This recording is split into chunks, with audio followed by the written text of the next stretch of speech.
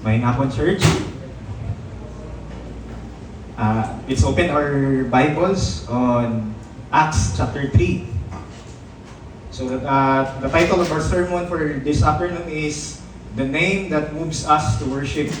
So nakata karon sa Acts chapter 3. And akong gihangyo ang tanan to stand up as we honor the Word of God through our reading. So Acts chapter 3, we will read beginning at verse 1 to 10. Now Peter and John were going up to the temple, and at the hour of prayer, the ninth hour, and a man lame from birth was being carried, whom they laid daily at the gate of the temple, that is called the Beautiful Gate, to ask alms of those entering the temple. Seeing Peter and John about to go into the temple, he asked to receive alms. And Peter directed his gaze at him, as did John, and said, "Look at us." And he fixed his attention on them, expecting to receive something from them. But Peter said, "I have no silver and gold, but what I do have, I give to you. In the name of Jesus Christ, the Nazareth, rise up and walk." And he took him by the right hand and raised him up. And immediately his feet and ankles were made strong. And leaping up, he stood and began to walk and entered the temple with them, walking and leaping and praising God. And all the people saw him walking and praising God, and recognized him as the one who sat at the beautiful gate of the temple, asking for alms, and they were filled with wonder and amazement at what had happened to him. Let's pray. Father God, we glorify you, our powerful and awesome God, the God who brings miracles to show your power, to show your authority, and to save us. And this afternoon, O God, we ask, O Lord, that you will humble our hearts, that we may see the glory of the gospel through this wonderful text that you have given to us this afternoon. We pray, O Lord, that you will help us to see Christ. Help us, O Lord, to be amazed, and help us to respond to you in humility, in repentance, and in worship. Father God, we acknowledge that we are helpless, that we are powerless apart from the work of the Holy Spirit. So we entrust to you our study this afternoon. May your name be glorified. In Jesus' name we pray. Amen.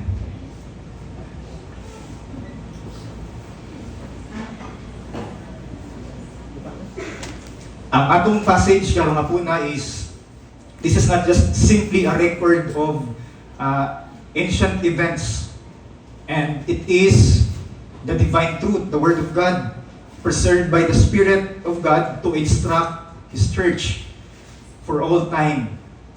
And diri makita nato karon sa atong passage the first miracle in the era of the apostles. And mao ni siya usa sa mga pinaka-significant nga event in the redemptive history.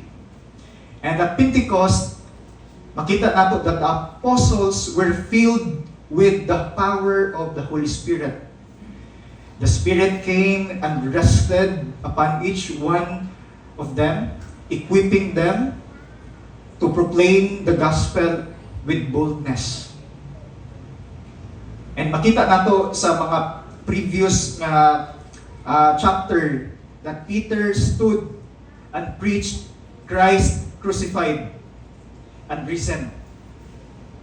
Interesting mga igsoon nga makita po nato, because those people nga ni cry out sa una, crucify him, were now convicted and they were pierced to the heart. And makita nato ilang response, such a wonderful thing to see that they respond in the statement, "Brothers, what shall we do?" And Peter answered that in chapter 2, "Repent and be baptized, every one of you, in the name of Jesus Christ, for the forgiveness of your sins." That day, mga igsoon, 3,000 souls were baptized and added to the church. The true miracle, mga igsoon, was it's not more than just the sound of the rushing wind or the tongues of fire, but the greater miracle, mga igsoon, is the salvation of the sinners. The birth of the church, a miracle experienced in the soul of every believer.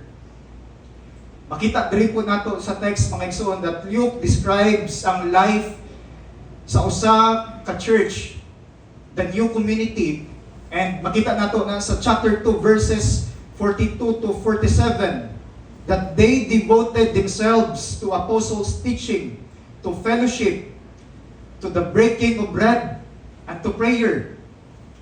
All came upon every soul, and many wonders and signs were performed through the apostles.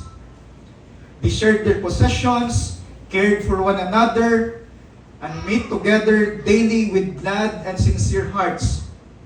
They praised God, and the Lord added to their number day by day, and those who were being saved. Mga igsoon, this was the miracle of transformation. Sinners made into saints, strangers made into family, all united in Christ. And throughout sa Book of Acts, makita nato ang miracles, mga miracles. Ang miracles mark the beginning of the church.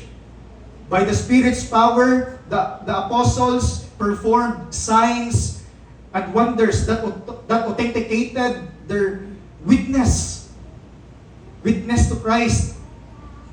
And kaning mga miracles, ang purpose ng miracles is to advance the gospel, to demonstrate that the risen Jesus was still at work, strengthened the faith of the believers.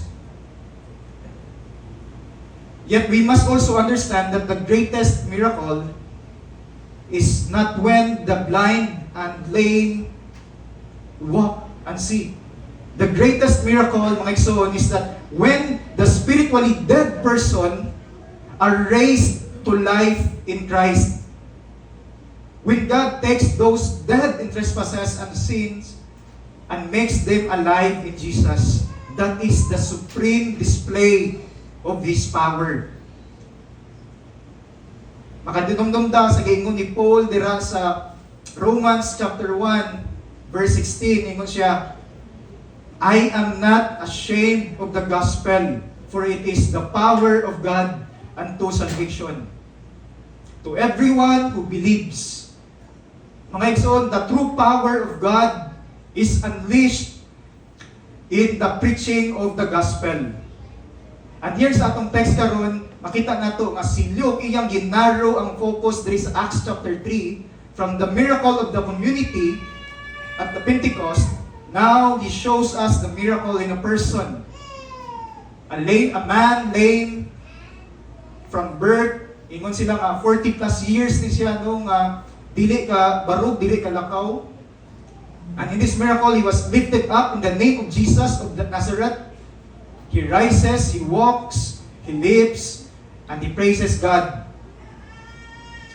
Just as the crowd was transformed in heart, this man is transformed immediately, and he was transformed completely.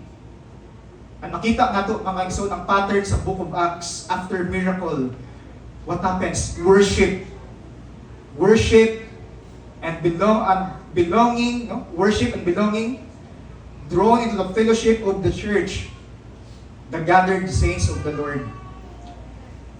Ang atong main truth karon nga puna mga igsoon is that if we want to see the mighty works of God in the church, we must stand and proclaim the name of Jesus Christ. Again, if we want to see the mighty works of God in the church, we must stand and proclaim the name of Jesus Christ. Because mga igsoon, His name alone moves the lame to walk and sinners to worship. So ang pangutana karong mapuna sa atong mga igsoon, the proving question for us, how do we proclaim the saving name of Jesus Christ to those who need His power to walk and worship? And kani sa atong passage nga gibasa karon, Luke answers our question in verses 1 to 10 in chapter 3, showing us the path or the way we must stand and proclaim the name of Jesus Christ. So to begin sa atong sermon mga igsoon, sa atong passage, we start with verses 1 to 3. And here makita nato that Luke tells us that for us to stand and proclaim in the saving name of Jesus Christ, first we must recognize our desperate need, or recognize the desperate need. And makita nato in chapter 3 that Luke begins by setting the scene. In verse 1, now Peter and John were going up to the temple at the hour of prayer, the 9th hour. Kani nga oras is alas 3 sa hapuna, it's 3 o'clock in the afternoon, the hour of prayer. And you can imagine, nga kani nga time, daghan kaayo nga mga tao ang nagpadung sa templo. Ang temple is filled with people who will worship. I imagine the crowd no pressing in. Makadungog ka sa mga tingog nga nagkanta, nagampo. And people were going inside the temple. But also makita po nato, si Luke as a physician, nagtatagpo siya sa importante nga mga detalye din sa text. In verse 2, makita din nato, we read in verse 2, and a man lame from birth was being carried, whom they laid daily at the gate of the temple. That is called the Beautiful Gate, to ask alms of those entering the temple. Makita nato diri sa verse 2 that this man was lame from birth. Nasa chapter 4 sa Book of Acts, i-describe dira nga kaning lame man was lame for 40 plus years. His legs had never carried him. Never in his entire life na naka-experience siya nga makabarug, makalakaw, and makaambak sa iyang kaugalingon. And imagine nga, every day kaning nga lame man, he was carried from one place to another. Friends, kaning lame man, makita nato ang iyang helpless condition. Tanawan ninyo kung asa siya gibutang. He was placed at the beautiful gate. Unsa ni siya ang beautiful gate na gi-mention diri sa verse 2. Nakabasa ko sa mga komentaryo, ningon sila na kaning gate daw, it was a magnificent gate. And it was, kuha ni siya, bronze ni siya sa sulod, and plated ni siya by gold and silver. Dako kayo nga templo, and it is, ningon sila, it is considered one of the wonders of the ancient world sa unang time. Pero para sa mga Jew, kaning nga templo, it was a symbol of wealth and glory.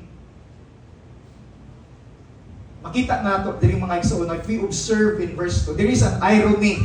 No, irony. Beneath this shining gate, naglingkod ang usa ka lame beggar. The gate was so beautiful, but here, ang usa ka beggar, he was sitting, and dili siya kabarog. He was asking for alms. The gate was glorious, but he could not enter the temple. Because sa unang time, if you have a defect sa imong body, you cannot enter the temple to worship. Dual kay sa temple, he was so close to the temple, yet he could not enter. His defect kept him outside, and he could just see people worshiping going in, makadumog siya siguro sa mga pag-ampo nila, makakita siya sa mga kanindot niya fellowship, sa mga Jews sulod, but he remained cut off, isolated, and he was begging for him to survive day after day. Makita nato ang condition sa kaning lame, but he's hopeless. He was hopeless. And in verse 3, Luke tells us na kaning lame man, that seeing Peter and John about to go into the temple, he asked to receive alms. Makita nato iyang condition. He was paralyzed, excluded, begging for survival. The question is, how does this story remind us of our own spiritual condition apart from Christ? Mga igsoon, the lame man at the beautiful gate is a reflection of who we are. His paralysis from birth is a picture of our spiritual condition. Gingon dira sa Psalm 51 verse 5, David, "Behold, I was brought forth in iniquity, and in sin did my mother conceive me." We were born in sin, unable to walk with God, unwilling to come to Him, and powerless to change ourselves. We are not merely weak, we are dead in our trespasses. Ingon sa Ephesians 2:1, "And you were dead in the trespasses and sins in which you once walked." Mga igsoon, sin also blinds us, sin enslaves us, and sin destroys us. Our hearts, our minds, our wills have been broken and corrupted by sin. Jeremiah 17:9, "The heart is deceitful above all things and desperately sick. Who can understand it?" Paul David Trick, sa iyang book, Instruments in the Redeemer's Hand, iyang emphasize that sin is not just about wrong behaviors. Ingon siya dira nga, sin is much more than doing the wrong thing. It is fundamentally a condition of the heart. It is the foolishness of the heart that is turned away from God. And he also said that sin is fundamentally idolatrous. Every sinner exchanges worship of Creator for worship of created things. This exchange is the essence of sin and the root of all its manifestations. End quote. Mga igsoon, makita nato nga pariya sa layman, we are not even concerned about our true condition. Sa condition sa usa ka layman, ang iyang gipangayo is alms. But kung tan-awon nato, wala siya kakita sa iyang pinaka-need, which is for him nga makabarog, nga maayo siya sa iyang sakit. But ang iyang gipangayo is alms, money for him to survive.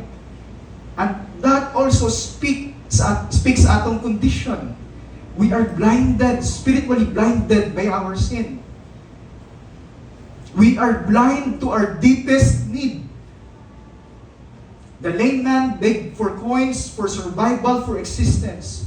And we too beg for substitutes, money, success, pleasure, recognition, thinking nga kaning mga butang, mauning makapasatisfy sa atoa. But friends, these are idols. And idols always leaves us empty. The world can carry us, but it cannot cure us. It cannot give us what our souls need or truly long for. Therefore, do not be deceived, mga igsoon, by these temporary reliefs. Do not bow to the idols of this world.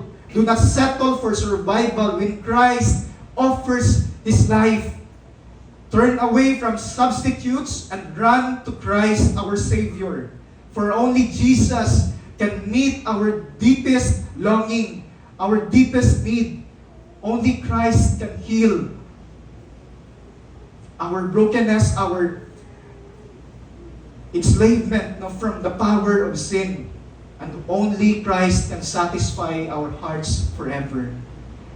Mga igsoon, let me ask you one question. How does this truth reshape our daily lives? How does this truth reshape our prayers? How does this truth reshape our motivation to proclaim the gospel? Mga igsoon, apart from Christ, we are nothing. Apart from Christ, we are nothing.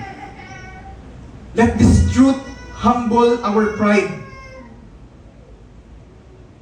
Do not boast in your strength. Do not trust in your wisdom. Do not rely on your experience or your skills. Friends, this reminds us to fall on our knees in prayer, to cry out with desperation and honesty to the one who alone can help. Seek the Lord in your communion with Him daily, for without Him, we cannot stand. Depend fully on the power of the Holy Spirit, not on your own ability. Proclaim Christ with boldness and urgency, mga igsoon, for He alone can save. For ministers of the Word, never forget this. Apart from Christ, you're nothing, we are nothing. Always carry this acknowledgement in our hearts, for it will guard us from pride and drive us into a deeper dependence. Preach not ourselves, but Christ crucified.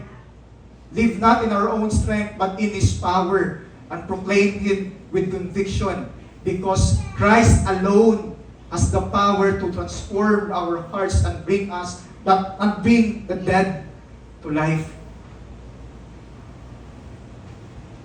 Mga igsoon, if the condition of the lame man helps us to recognize that we are powerless, that we have the desperate need and hopeless condition, Luke tells us to reflect on the heart of Christ through Peter and John.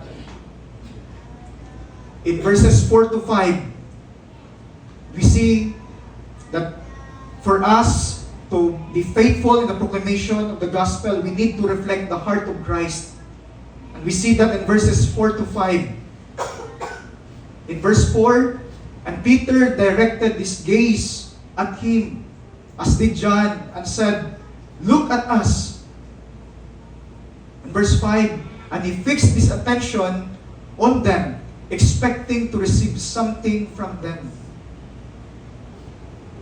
Makita diri nato mga igsuon ang heart ni Christ. Makita nato that Peter and John diri, they stop, they look and engage with compassion in this lame man. Makita nato diri that Peter and John, wala lang nila agiyan or wala sila nagdali, but they stop and called him to fix his gaze on them, showing that they truly cared for this man. Makita nato sa statement nga gi-emphasize diri ni Luke. Peter directed his gaze at him. This was not a casual glance sa lame man, but this is an intentional penetrating look. Sa unang time, ang mga beggar, ingon sila that they were often ignored, treated as invisible, marginalized. And even kasagaran, people would avoid eye contact with them. I don't know if you have experienced that, kung makita mo mga beggars sa gawas, we don't want to have an eye contact with them. We just want to ignore. And muraging ani ang setting po sa unang time that beggars were often ignored. But in this text, makita nato that Luke emphasized the compassion and the heart of Christ. Makita nato that Peter and John did the opposite. They connected, they were attentive, they looked directly at this man, restoring dignity to someone who had long been treated as less than human. And then Peter said, "Look at us." Friends, this was more than a command. It was an invitation. It was as if they were saying, "Give us your full attention." Makita po nato diri mga igsoon ang faith sa mga apostles, ang ilang pagtuo. And I believe that apostles were preparing this man to receive something far greater than he expected. Yet, atong makita na diri mga igsoon that the man himself had no evidence of faith in this time, at this point sa text. Makita nato nga ang layman, he was still preoccupied with his immediate need. And in verse 5, ingon si Luke dira, he fixed his attention on them, expecting to receive something from them. Naguna-una siguro siya, basit na ihatag si Peter and John. His expectation was limited to alms. But makita nato mga igsoon ang pagtuo sa mga apostles. The apostles' faith were fixed on Christ, who was about to give them far more than silver or gold. The question sa ato mga igsoon is that, what does their compassion and faith tells us about the heart of our Savior?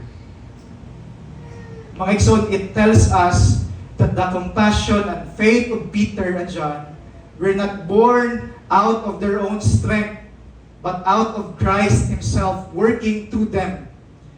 They were living witnesses that Christ Jesus continues His mission through His people. Their gaze, their invitation, and their faith were not ordinary acts. They were the very compassion of Christ breaking into a man's brokenness. Jesus is the one who sees us. Jesus is the one who has compassion to us and draws near to us in our need. Ingon dira sa Hebrews, for we do not have a high priest who is unable to sympathize with our weaknesses. When Peter and John reflected compassion and faith, it was Christ's compassion and Christ's faithfulness through them. This is not only their testimony, it is also the church calling for us today.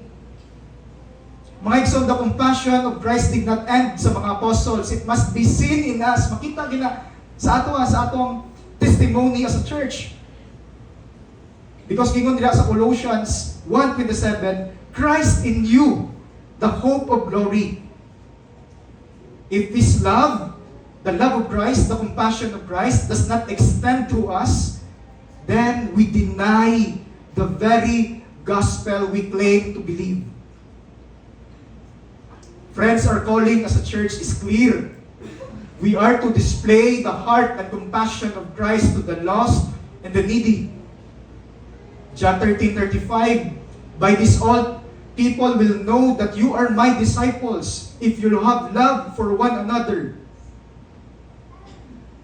Our faith is strengthened as we fix our gaze on Christ. Hebrews 12:2, looking to Jesus, the founder and the perfecter of our faith. Mga igsoon, we must remember that we are not the source of compassion or faith. We are just merely instruments in the hands of God. 2 Corinthians 4:7, we have this treasure in jars of clay to show that the surpassing power belongs to God, not to us. The compassion we show is Christ's compassion flowing through us, and the faith we hold is grounded in Christ's faithfulness. Church, to the servants and leaders in this church, embody Christ's compassion so that the people in this church feel shepherded, not as projects, but as beloved souls, carried with tenderness and care. To the parents, continue to reflect Christ's heart sa inyong panimalay. Ipakita sa inyong mga anak that your children see God's love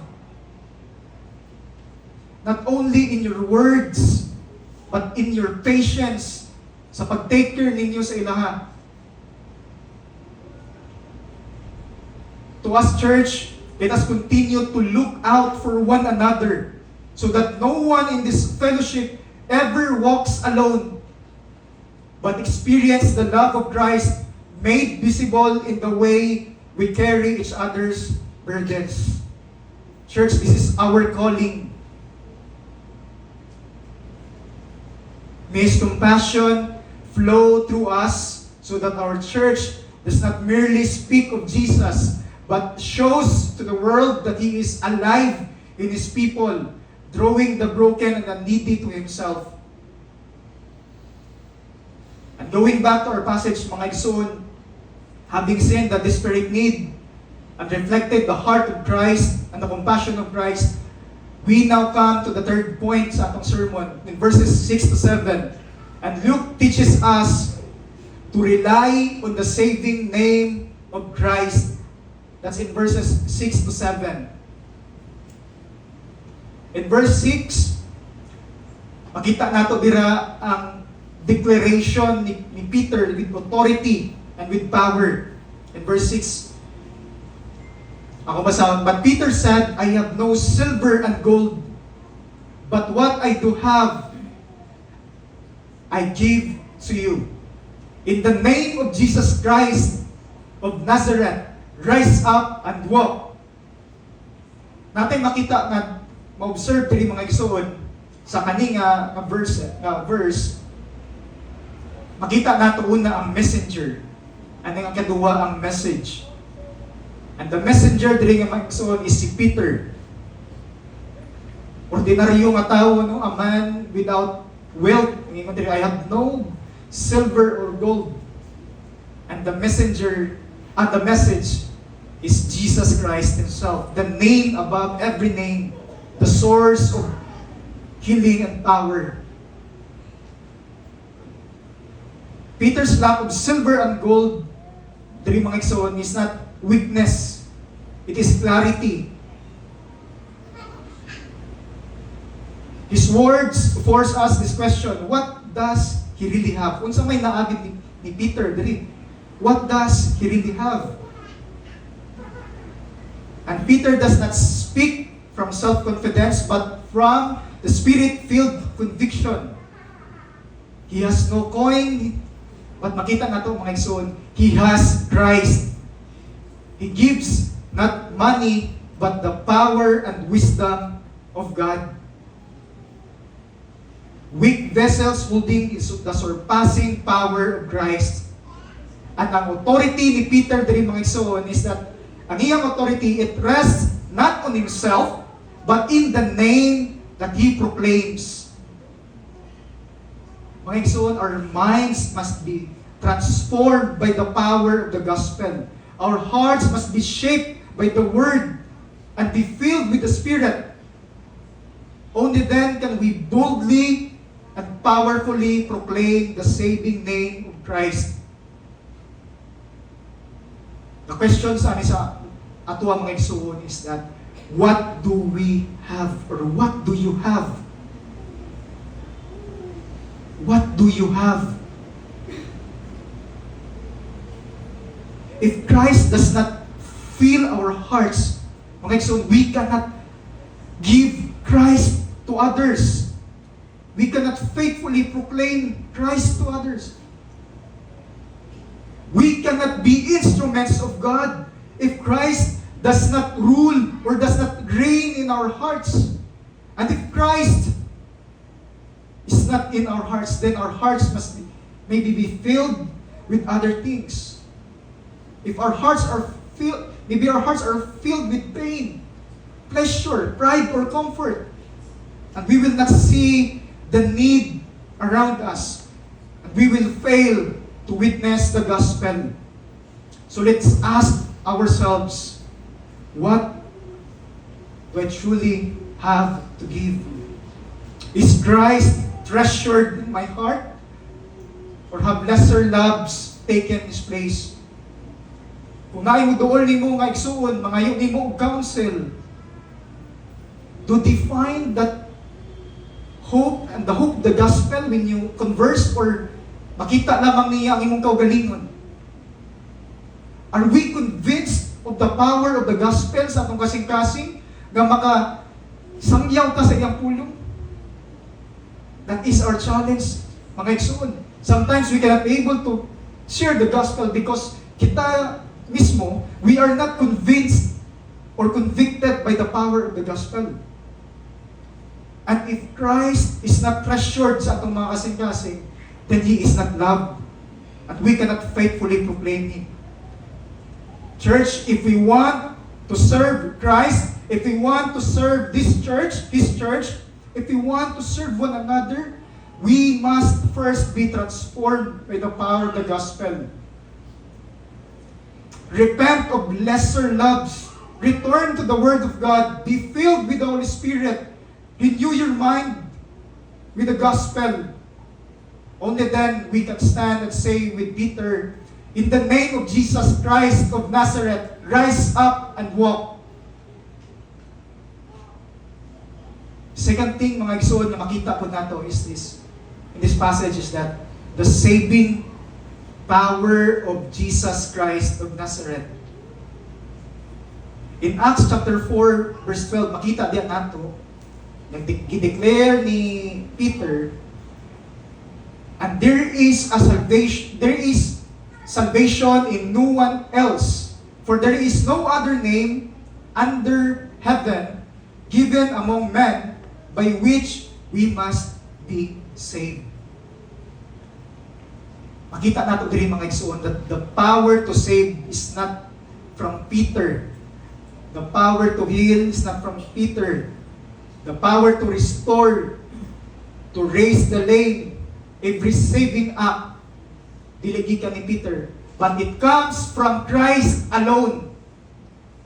When Peter commands, in the name of Jesus Christ of Nazareth, rise up and walk, he is not claiming power for himself. He is pointing every eye to the name of Jesus Christ that saves. Our witness is not about us, it is about Jesus. Mga igsoon, if we forget that, we will offer people sa ato ang skills, sa atong experience, sa atong charisma, and not the life they truly need. But when Christ fills us, rules our hearts, His power flows through us. Remember mga igsoon, we are just instruments. And the lame rise, the dead hope breaths, and the gospel proves itself true. And we see that in verse 7, the powerful miracle. This is the climax of this miracle in verse 7. And he took him, verse 7 says, and he took him by the right hand and raised him up. And immediately his feet and ankles were made strong. Makita diri nato ang gahom ni Christ in healing this lame man. If you notice in verse 7, Peter took him by the right hand, raised him up. Makita nato mga igsoon niya, ang salvation is gikan sa Ginoo, dili sa ato. And this is the picture of Christ's mercy reaching out to the sinners. And we see the effect of the power. The effect was immediate, complete. Natabo, his feet and ankles were made strong. The healing was complete. Dili gikan sa tao mga igsoon. Only God can do this. Only God can save. Pero kani nga miracle nagtudlo sa ato ang mga igsoon that it shows the Spirit's power. to bring the dead to life. Usahay makalimot ang mga igsoon that the greatest miracle sa ato is ang ato ang conversion. Ang pag-regenerate sa ato ang spirit from dead to life. And makita din nato mga igsoon that the same spirit who healed the lame man, works in us to cleanse, to renew, and raise up new life in Christ. Ezekiel 36 verses 25 to 27 tells us a powerful word of God.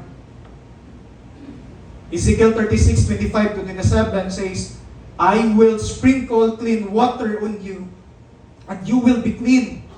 I will cleanse you from all your impurities and from your idols. I will give you a new heart and put a new spirit within you.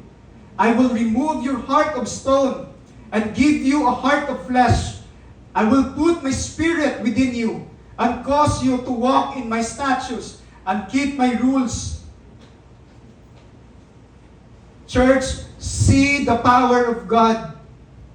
Ingon siya diri, I will sprinkle, I will cleanse you, I will give you, I will remove your heart of stone, and I will put my spirit in you. This is the greatest miracle. God unleashed His power in us through the preaching of the gospel. That change is the work of God, not of man. The same power that made the layman stand, the same power that made us new. 2 Corinthians 5:17 says, if anyone is in Christ, they are now new creation. The old is gone, and the new has come. Church, have we experienced, have we seen that miracle of regeneration sa atong kinabuhi? Have we experienced that? Have we experienced, have we realized how sinful we are before Him? If wala pa na nimo na experience mga igsuon,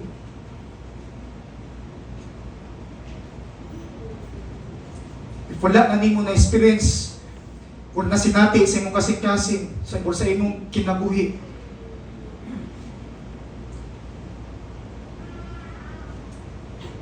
I pray mga igsoon that this afternoon, when you hear this word,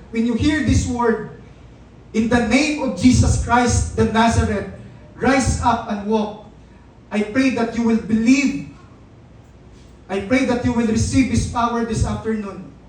Repent of your sins. Turn your eyes to Him. Give your undivided heart to Him. And experience the greatest power na i-offer niya sa imo. Walk with Him and walk with His people. Now that we have seen how we should preach faithfully the name of Christ by recognizing our desperate need and by reflecting the heart of God and relying on the power of the Holy Spirit, for our final point karong hapuna, the faithful proclamation of Christ's name produces a heart response of worship and a life of fellowship among the saints. In verse 8 to verse 10, and leaping up, he stood and began to walk and entered the temple with them, walking and leaping and praising God. And all the people saw him walking and praising God, and recognized him as the one who sat at the beautiful gate of the temple, asking for alms, and they were filled with wonder and amazement at what had happened to him. Mga igsoon, makita nato ang response.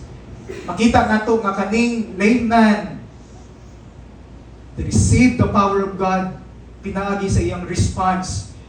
And his heart is filled with joy. His heart is filled with worship. He was walking, leaping, and praising God.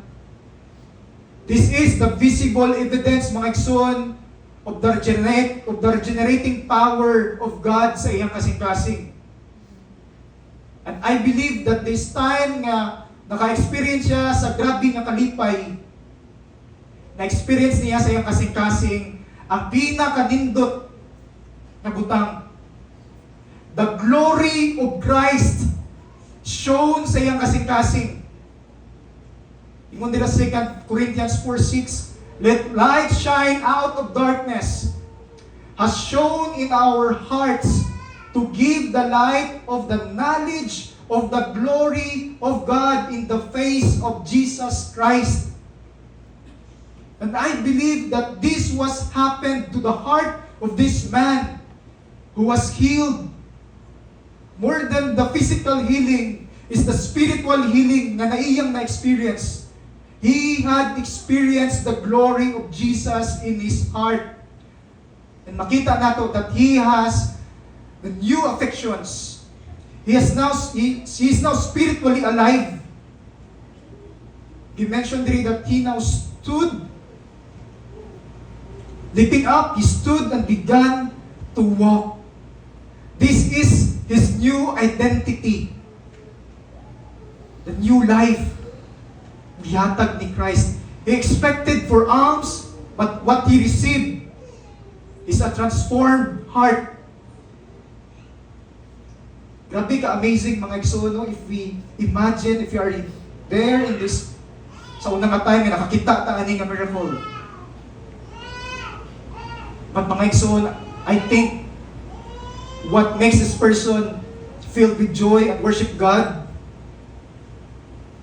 is that he experienced the presence of Christ sa iyang kasing-kasing. He experienced the power sa iyang kasing-kasing. Wala lamang siya nag-worship, but he nisulod siya together with the apostles. He entered the temple with them. Imagine mga igsoon, for 40 years, wala gini siya naka-join worship dito sa temple. Makadungog lang siya sa mga tingog. But now, he's now in a new community. A new person. Worshiping God. Together sa mga kaigsuunan niya.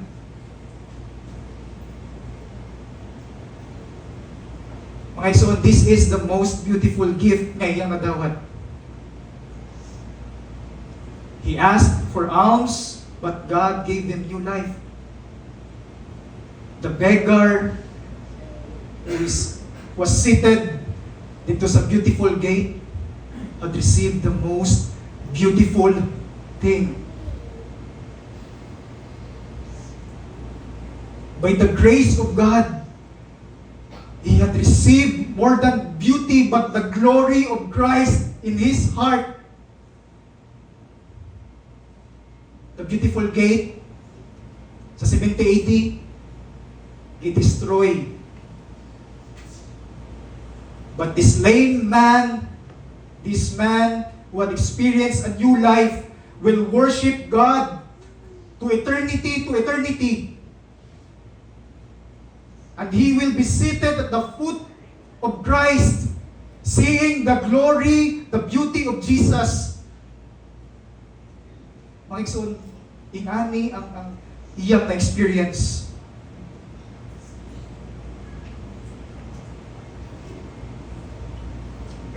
And he experienced the joy because he was with his fellow brethren.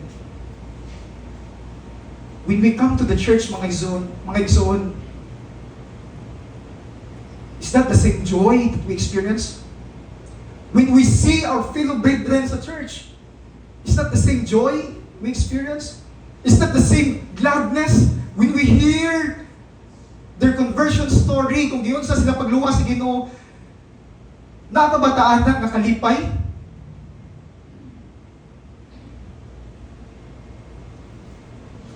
Do we come to church like the beggar before, who just ask for alms, but we don't truly see the need of our soul?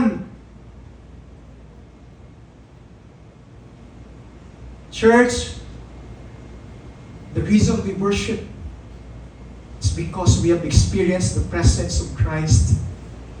The greatest gift is not the miracle.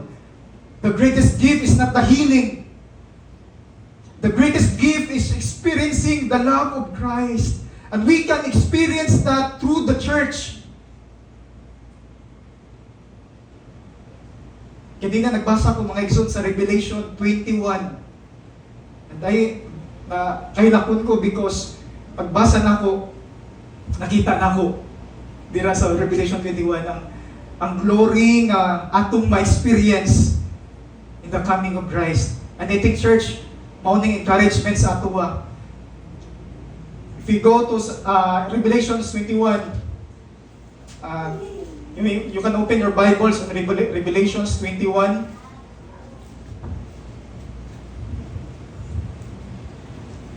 The new heaven and the new earth. Makita dira nato mga igsoon nga si John, interesting kay si John, ang author ani sa Revelation, was there sa miracle, and ingon diri si John, nakita siya vision sa chapter 21. Then I saw a new heaven and a new earth, for the first heaven and the first earth had passed away, and the sea was no more. And makita ko na to ang description diri unsa ang nakita ni John sa New Jerusalem in verse 11, verse 10 to 11 ako basahon. And he carried me away in the spirit to a great high mountain and showed me the holy city Jerusalem coming down out of heaven from God, having the glory of God. Its radiance like a most rare jewel, like a jasper, clear as crystal. Verse 12, it had a great high wall with 12 gates, and at the gates 12 angels, and the gates of the names of the 12 tribes of the sons of Israel were inscribed. And in verse 21, we jump to verse 21, and the 12 gates were 12 pearls. Each of the gates made a single pearl. The street of the city was pure gold, transparent as glass. I-describe din ni John mga igsoon ang beauty when Christ comes again. But in verse 22 to 26 to 27, let's read in verse 22 to 27. And I saw no temple in the city, for its temple is the Lord God, the Almighty, and the Lamb. And the city has no need of the sun or moon to shine on it, for the glory of God gives it light, and its lamp is the Lamb. Verse 24, by its light will the nations walk, and the kings of the earth will bring their glory into it, and its gates will never be shut day by day, and there will be no night there. They will bring into it the glory and the honor of the nations, but nothing unclean will ever enter it, nor anyone who does what is detestable or false, but only those who are written in the Lamb's book of life. Mga igsoon, there will be no sun nga maghatag nila og kahayag because the glory of Christ is there. Ang glory ni Christ mo ni maghatag suga. And makita na to nga mauni ang na-experience. Mauni na-experience nga joy nga nag-worship sa usa ka believer. Church, ang atong simbahan is not perfect. Messy ang atong simbahan. And this is a great comfort sa ato. When we feel that we are in a point we are so helpless, let us remind, let us encourage ang atong kaugalingon, ang atong mga kaigsuonan, that the greatest gift is that God dwells among His people. God dwells sa church. We are the new temple, mga igsoon. Diri nag-reside ang Holy Spirit sa atoa. And that is our greatest joy, our greatest hope. Because mga igsoon, we cannot attain this on our own strength. See the love of God. Ang gihatag niya sa atoa. See His mercy ay ang gihatag sa atoa. We are sinners, helpless, unable to come to Him, unable to worship Him. Pero iyang gihatag, no, ang iyang kinabuhi. His only begotten Son to save and seek the lost. So that through His death on the cross, we will receive the righteousness of Christ, and we will experience that love, that mercy, as He forgiven us, as He reconciled us, given us the redemption, the forgiveness of sin, the justification, and adopted us as His sons. Friends, we cannot proclaim the gospel. We cannot proclaim the gospel faithfully if we ourselves are not first convinced, convicted, or see our greatest need. We cannot proclaim the gospel if we don't have compassion and if we don't have the heart of Christ. And our assurance is that the power is not in us or from us, but our calling is to proclaim Christ, because that power comes from God alone. And our response, the clear evidence that we truly have that new heart, is worship. Worship. Not just today, but until He comes. Church, may we continue to press on to worship God. May we continue to devote our life in communion with Him, in the fellowship of one another, in growing in maturity in the teaching of His Word, and to know Christ, because someday He will come again and we will see Him face to face, and we will worship Him at that beautiful gate in heaven. We will worship Him, Jesus Christ, in His presence. That is our hope. Let's pray, mga igsoon.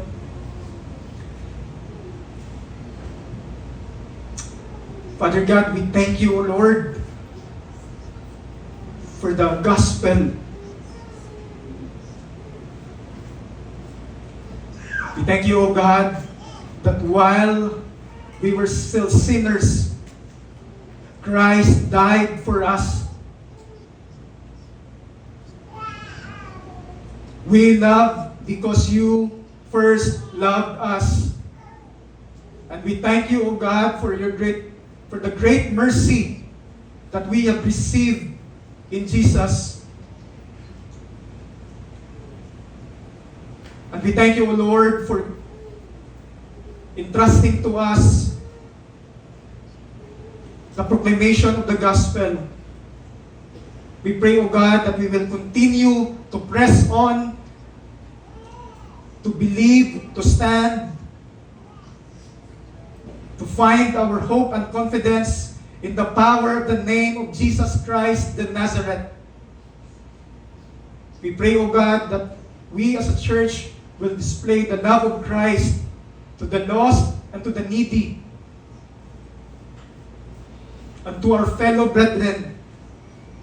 We pray, O God, that we will continue as a church, O God, as a church, to be filled with the Holy Spirit, that Christ will continue to work in our hearts. Help us, O Lord, protect us from any temptation that will distract us from bringing glory to your name. May our testimony bring glory to your name, O Lord. May people from outside will see that Christ is alive, that Christ has the power to transform hearts as we worship you. Salamat, Ginoo, sa imuang pulong. And we thank you, O God, for sustaining us as a church. We continue to entrust everything to you, that you are the perfecter and the finisher of our faith. Thank you, Lord. All this we ask in the name of Jesus Christ. Amen.